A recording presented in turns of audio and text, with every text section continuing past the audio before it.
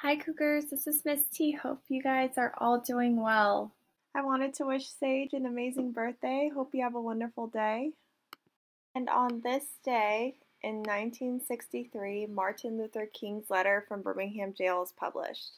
King used the open letter to defend his nonviolent resistance against racism and segregation.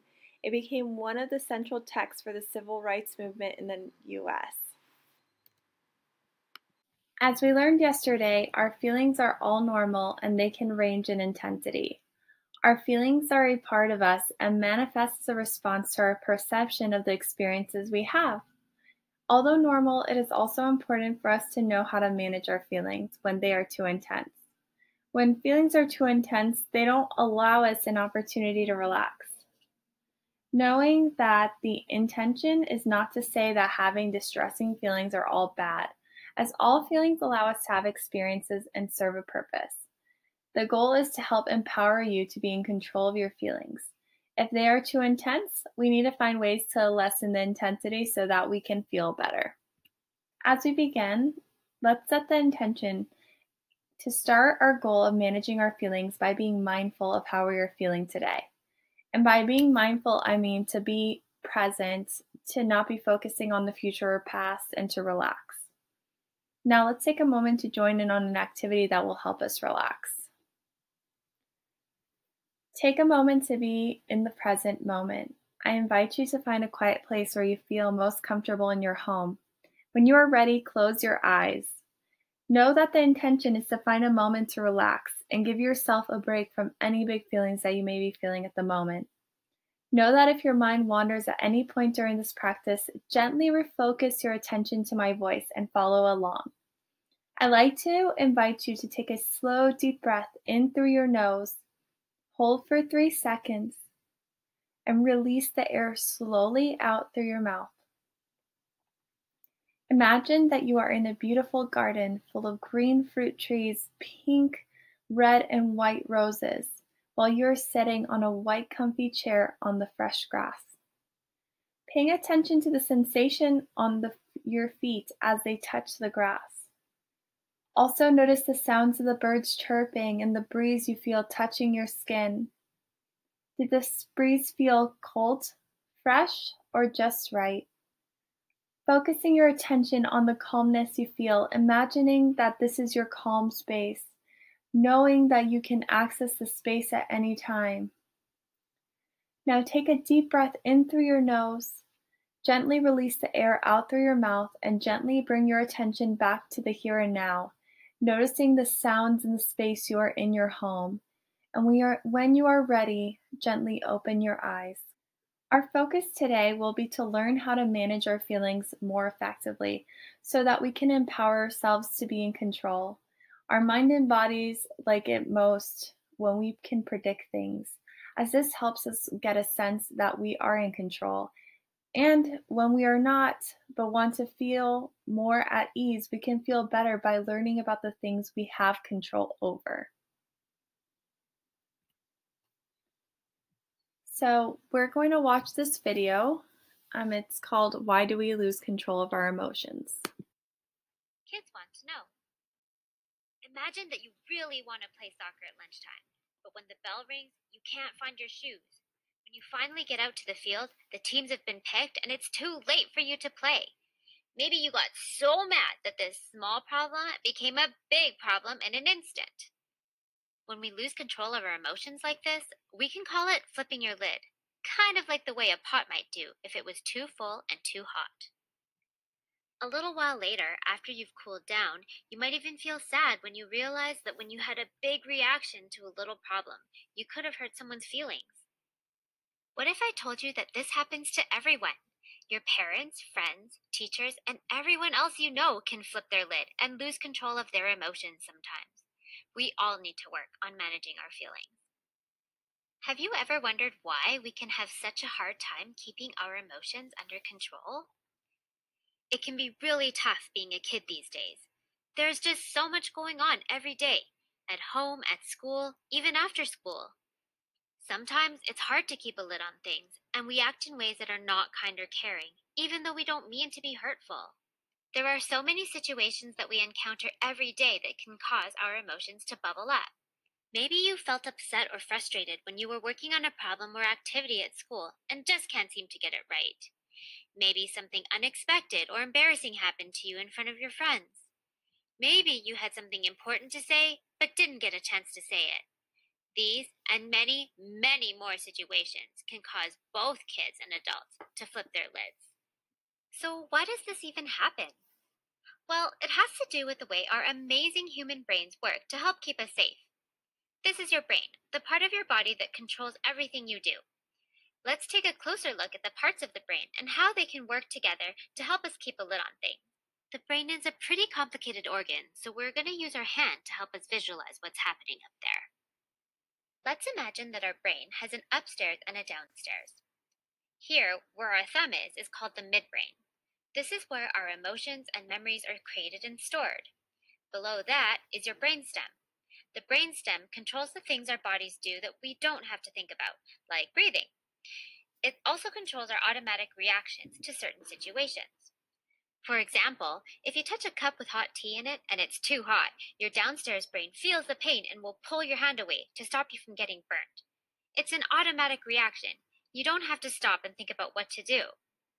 Or imagine you're out on a hike and a bear wanders onto the path. Your brain doesn't stop and think, what kind of bear is it? Is it friendly?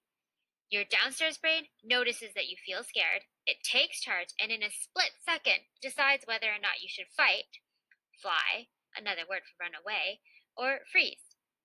Because of the way our downstairs brain reacts to these situations, we can think of it as our emotional brain, because it reacts instantly without needing to think things through. It's always ready to take charge in any situation to help keep you safe. So if this is our downstairs brain, then this part where the back of our hand and fingers are can be seen as our upstairs brain. It's called the cerebral cortex. This part of our brain helps us think logically, act with kindness, and think about how others might be feeling. It's also the problem-solving part of our brain. It helps us to think of possible solutions to a problem and decide which one is best.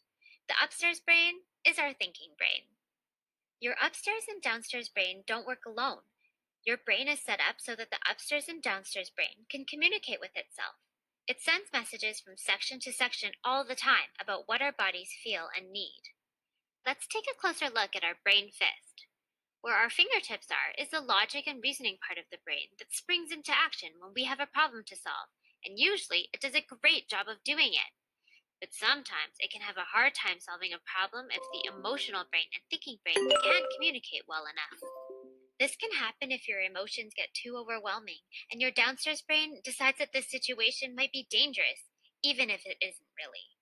And we all know what happens when our downstairs brain thinks you're in danger. It triggers our fight, flight, or freeze reflex.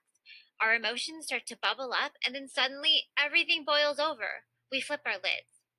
This can look like a scary, angry reaction, or it might be crying or running away from a problem.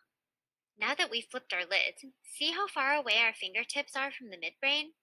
When our lids are flipped, our upstairs and downstairs brain can't talk to each other. Our emotions have become too strong, and we can't think clearly and can't solve the problem in a peaceful way. So what can we do to stop us from flipping our lid? Well, it all starts with realizing that we're about to flip our lid, and then turning down the heat so it doesn't happen. Remember that soccer game we talked about at the beginning of the video, and you were really upset and didn't get to play? Maybe you felt your tummy rumble, or you felt your face getting hot? Did your heart start to pound, and did you feel your hands start to clench?